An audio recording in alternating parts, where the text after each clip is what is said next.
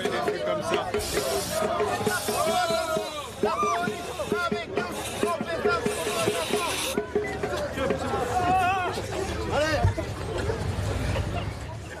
Cette vidéo, elle choque notamment Greta Thunberg, cette égérie, cette porte-parole de la lutte contre le réchauffement climatique. Est-ce que vous, François de Rugy, vous êtes choqué par ce que l'on vient de voir? Évidemment, quand j'ai vu ça, je me suis posé des questions et j'ai regardé la vidéo dans son entier. Alors évidemment, ça dure 11 minutes. Donc, on n'a pas le temps de le passer là dans cette interview.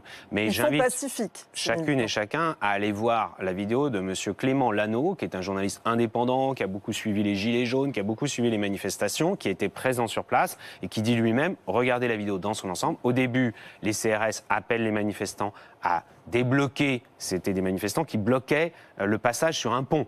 Honnêtement, je crois qu'on n'avait pas besoin, ces derniers jours, de rajouter encore des problèmes de circulation. Ce sont des manifestants, d'ailleurs, très radicaux, d'une organisation qui s'appelle Extinction Rébellion. Donc, vous voyez... Ils sont pacifiques, on le rappelle. Oui, mais enfin, vous savez, les choses pacifiques qui conduisent à bloquer une ville...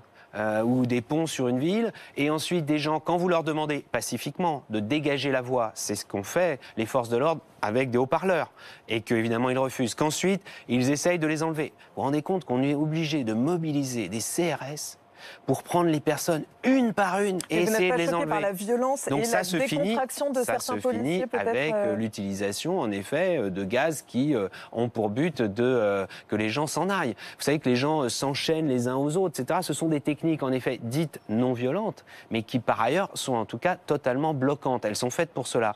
Moi, j'invite les uns et les autres à agir pour le climat. Vous savez, on n'est plus pas de désobéissance civile. Non, mais on n'est plus au temps des manifestations. Enfin, moi, j'estime qu'on n'est plus au temps des manifestations. Bien sûr, en France, je crois qu'il y a peu de pays où on manifeste autant, où on peut autant manifester qu'en France.